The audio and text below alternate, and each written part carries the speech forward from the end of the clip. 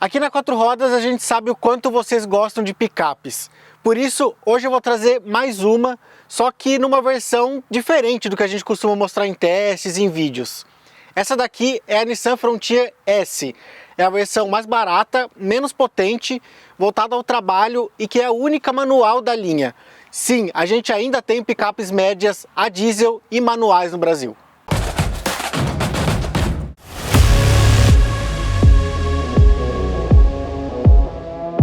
Mas antes de falar dela, eu só vou fazer aquele pedido de sempre para você se inscrever aqui no nosso canal e ativar o sininho para ser avisado sempre que a gente publicar um vídeo novo.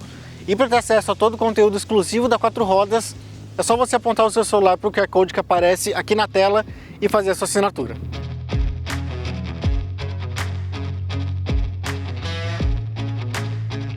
Só de bater o olho já dá para perceber a simplicidade dessa Frontier.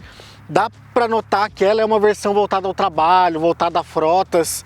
Então, na prática, esse vídeo aqui é para você que tem curiosidade de saber como é uma picape dessa, ou para você que está precisando de uma para o seu trabalho ou para a sua empresa. Falando aqui de visual, a grade dela é toda preta, fosca, não tem nada de brilho, nada de cromado. Isso acaba até dando uma pegada até meio esportiva, meio agressiva aqui. Isso em conjunto também com os faróis que tem máscara negra. Os faróis têm iluminação halógena, né? São lâmpadas comuns.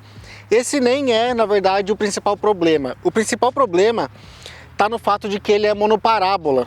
Então, quando você dá farol alto, o farol baixo apaga, né? Ele se alterna.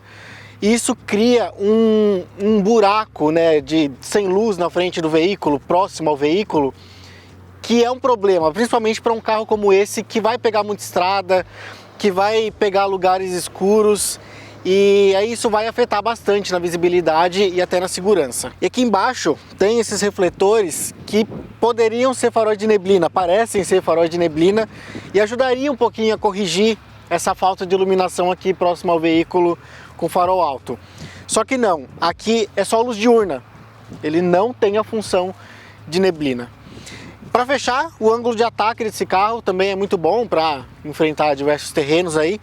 São 31,4 graus, só é menor do que o da Frontier Pro 4X, que aí são 31,6 graus. Aqui na lateral a gente vê mais simplificações desse carro, como retrovisores, maçanetas, também plástico preto sem pintura, como a grade. E as rodas, elas são bem raiz aqui de aço. Tem 17 polegadas e pneus 255/65. Claro, são rodas simples, mas que acabam dando um aspecto mais robusto aqui para a lateral da Frontier S. Aqui no meio tem uma simplificação que faz parte desse enxugamento da versão, que é a falta de estribo. Só que ele faz bastante falta, porque são cerca de 25 centímetros em relação ao solo. E aí, para tentar resolver isso, esse carro tem como acessório alguns estribos, e eles custam ali na faixa de R$ 1.100, pelo menos um modelo tubular.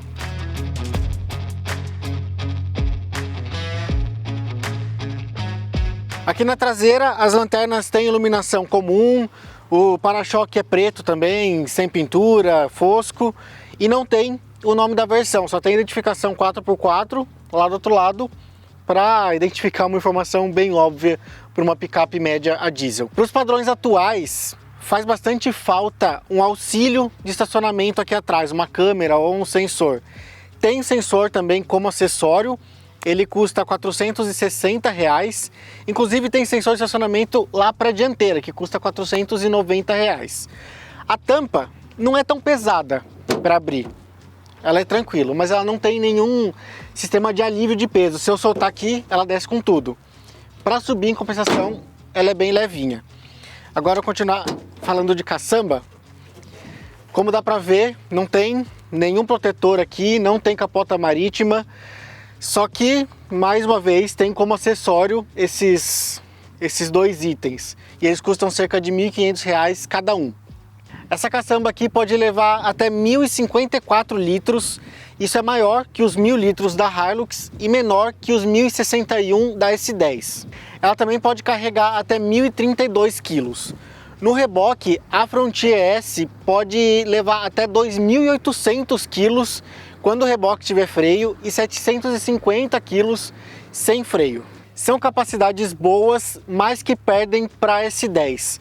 Lá na picape da GM são mais de 1.100 kg que dá para levar aqui na caçamba, e o reboque com freio pode chegar a 3.500 kg, é bastante coisa.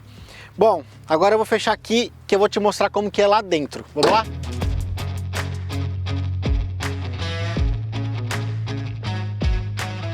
Aqui atrás o espaço é bom, suficiente, sem exageros.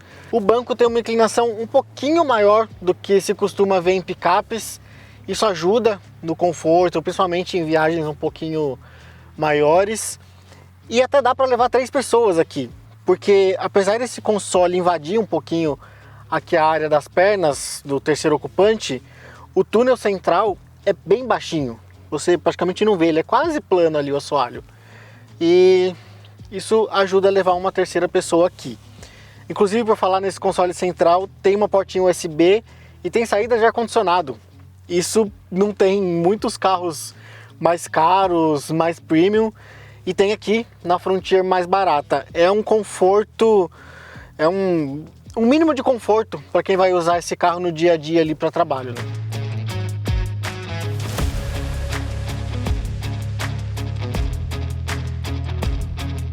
O painel da Frontier é bem próximo de um carro de passeio mesmo, tem volumes bem arredondados, tem um volante pequeno, que inclusive vem do Kicks esse volante aqui, mas ele tem algumas economias óbvias, tipo em acabamento, em textura, eu digo, ele não tem variações de texturas, mas apesar disso tem uma construção aparentemente boa, sólida, você não escuta rangido, os vãos são aparentemente bem corretos, o carro é bem montado.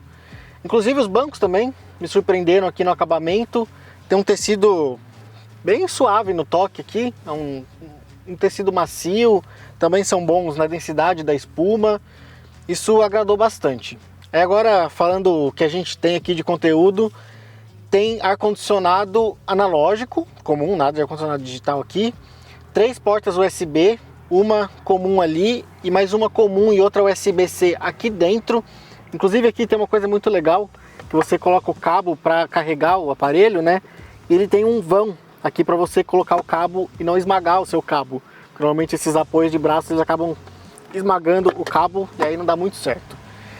Isso porque não tem central multimídia aqui, claro. Tem um sistema de som bem comum aqui, a moda antiga, que você pode ouvir música com cabo auxiliar ou via Bluetooth. E caso você queira uma central multimídia, tem como acessório uma com 9 polegadas, por exemplo, tá ali perto dos R$ 2.900. Outra coisa que me surpreendeu aqui é o quadro de instrumentos, que tem essa tela de 7 polegadas digital aqui colorida, que é a mesma das versões mais caras. Numa versão de entrada, isso é uma raridade, ela fica numa posição central, entre os 2 mostradores analógicos. Tudo aqui tem uma boa leitura, é bem fácil, bem didático de entender. E aí para fechar, falando sobre equipamentos, a Frontier S tem piloto automático, assistente de partida em rampa, ajuste manual aqui do faixa do farol e 6 airbags. Bom, então agora eu vou falar sobre mecânica, que eu ainda não falei, e te falar como é dirigir essa picape aqui. Vamos lá?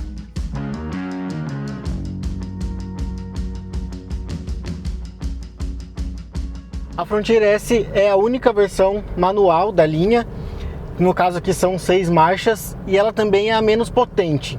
O motor é o mesmo, 2.3, biturbo, com injeção direta, a diesel, só que aqui são 163 cavalos e 43,3 kgfm de torque.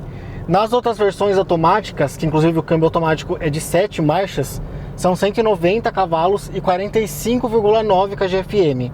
Só que apesar dessa diferença de números, as faixas de entrega são exatamente as mesmas, tanto na automática quanto aqui na manual. A potência tem o pico lá nos 3.750 RPM e o torque aparece ali entre 1.500 e 2.500 RPM. Isso mesmo que as relações de marcha aqui sejam bem menores. As marchas são bem curtinhas, logo que o torque entra, que você sente aquele empuxo do torque, você já tem que trocar de marcha, ele já avisa aqui no painel a hora certinha, né? Ele tem o aviso de troca aqui.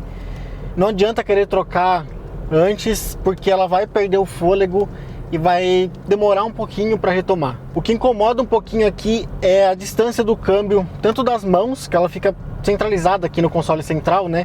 E é um console largo, então acaba ficando relativamente longe, mas isso até é perdoável. O problema está na distância entre os engates das marchas. A quinta e a sexta elas ficam bem longe aqui, fica quase ali na perna do ocupante. Se você engatar a ré, que é depois da sexta marcha, você vai acabar esbarrando na perna de quem estiver sentado aqui no passageiro. Isso é um incômodo pro dia a dia, essa distância entre as marchas, porque você precisar de mais agilidade, você vai acabar errando, principalmente porque a embreagem ela é pesadinha e você precisa pisar bem no fundo para a marcha entrar, senão ela não entra, ela pode arranhar. Então isso acaba causando um certo cansaço, digamos assim, no dia a dia ali na cidade onde para. Na estrada é mais tranquilo, mas é um ótimo conjunto, tem um bom desempenho. Nos nossos testes a Frontier manual foi de 0 a 100 km por hora em 12,8 segundos, pouquinha coisa a mais do que os 12,2 da versão automática, isso considerando que aqui são 27 cavalos a menos. É um número considerável, só que aqui também tem menos peso. Já no consumo a gente tem algumas particularidades. A Frontier manual fez 9,7 km com litro na cidade e 12,1 na estrada. O consumo urbano é melhor que o da automática. Na automática são 8,9 km com litro, só que no rodoviário é ligeiramente pior. Lá são 12,5 na automática. Isso acontece porque aqui um câmbio manual você consegue ter um controle melhor na cidade, e no urbano, quando você está em sexta marcha, o giro fica relativamente alto, ali entre 100 e 120 km por hora, que são as rodovias que a gente tem aqui na região, por perto de São Paulo. Então esse giro alto, mais alto aqui na manual do que na automática, acaba gerando esse consumo maior. Lá, vamos lembrar, tem uma marcha a mais que dá essa derrubadinha no giro. A suspensão, como é de se esperar de uma picape, é super robusta, aguenta buraqueira, aguenta valeta, você passa sem maiores problemas. E o que deu para sentir nessa picape aqui é que ela está mais confortável e mais estável do que a anterior. Eu lembro que eu andei na Frontier manual anterior, ela pulava mais.